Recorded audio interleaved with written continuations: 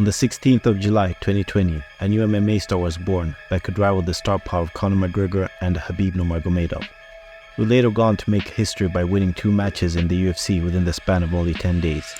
However, the seeds that would result in this exceptional feat were laid 26 years earlier in the small town of Gvardeskoye of the Chechen Republic in the midst of a civil war. Khamzat Chimaev was born on May 1, 1994, as the second son of a modest family on the outskirts of Russia. While most regular children were learning arithmetic, Khamzat was dodging mortar fire and struggling to find food for the day. Little did he know that the few moments that he could practice his wrestling skills to keep his mind off of the horrors of war would one day elevate him to superstardom. Khamzat would eventually relocate to Kalmar in Sweden with his mother and older brother, and by mere chance, while working in a chicken factory, he saw Conor McGregor beat Jose Aldo, and he thought to himself, well, I can do that. He was already wrestling in Sweden and had won every single tournament with ease and earned a perfect record. However, the real change would only occur when he first entered the notorious All-Star Gym led by head coach Andreas the General Michael. The gym is known in Scandinavia for fostering such UFC fighters as Alexander Gustafsson, Ilir Latifi, and Reza Madadi. Upon entering the gym, Reza immediately recognized Chimaev's talent, and it is noted to referring to him as the Messi of MMA. He took him under his wing and slowly but surely started molding him into the beast that would eventually become today.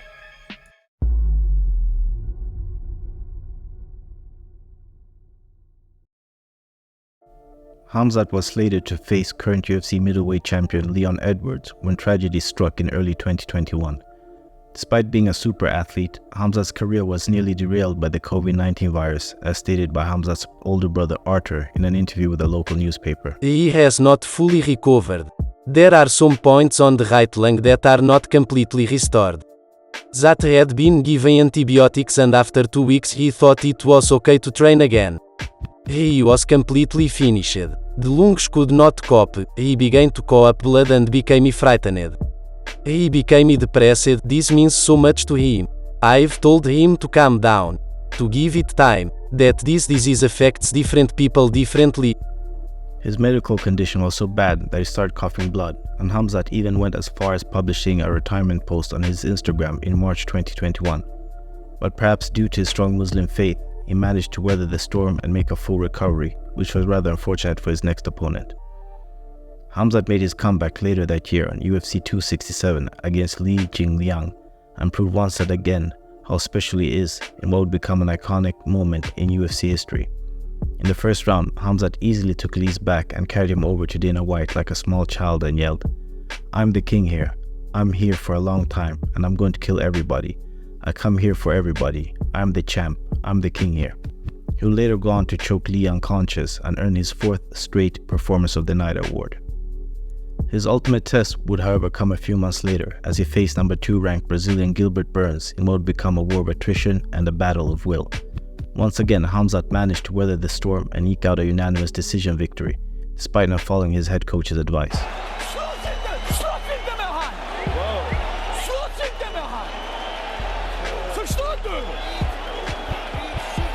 What is it? Do we have a translator?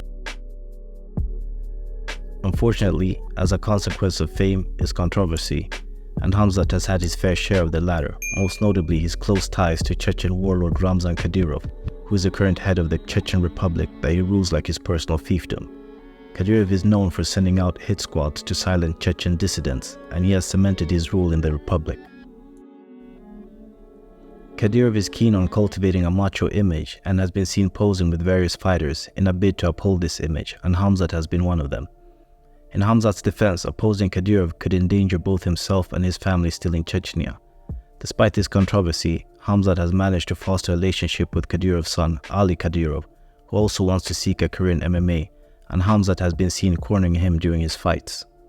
This actually leads us to the next controversy that occurred during UFC 280, Oliveira vs Makhachev, where Khamzat was accompanied by Ali Khadirov and a fight broke out between him and Khabib Nurmagomedov's cousin Abubakar, which allegedly stemmed from Abubakar not being pleased with the way Khamzat greeted him. A few weeks prior to the run-in with Abubakar Nurmagomedov, perhaps the biggest controversy so far in Khamzat's career occurred during UFC 279, where Khamzat was slated to face UFC superstar Nate Diaz. However, Khamzat managed to miss weight by an astonishing 7.5 pounds, and the whole card was in jeopardy since Diaz refused to fight an overweight Khamzat. Fortunately, the day was saved by rearranging the entire fight card, and Khamzat eventually easily dismissed Kevin Holland in the first round by submission due to a Darce choke. They fought at a catch weight at 180 pounds, and Khamzat later stated that he could have made weight, but the UFC doctors refused to let him continue, and that if he's going to die, he's going to die in the cage. Chimaev is on the verge of his first title fight, and only one man stands in his way: Paulo Costa. Their rivalry began when Costa started insulting Chimaev over Twitter, and it almost erupted into a full-blown fight in the UFC Performance Institute when both fighters crossed paths. Take a look. Eu não sei quem é você não, rapaz. Eu não te conheço não. Tô falando com ele, quem é você? Quem é você? Come on. Esse cara aí não sabe. I'm going against it now. You playing like cheap now. Unfortunately for Costa, the odds are not on his side. If all goes well for Khamzat, he might be fighting Leon Edwards next for the title, and it feels as if we've come full circle. What does the future hold for Khamzat Chimaev? Well, he has stated on several occasions that he wants to be the first triple champ in the UFC by winning the welterweight, middleweight, and light heavyweight titles. Do you think they can do it? Please comment below and let me know who your all-time favorite MMA fighter is. Peace.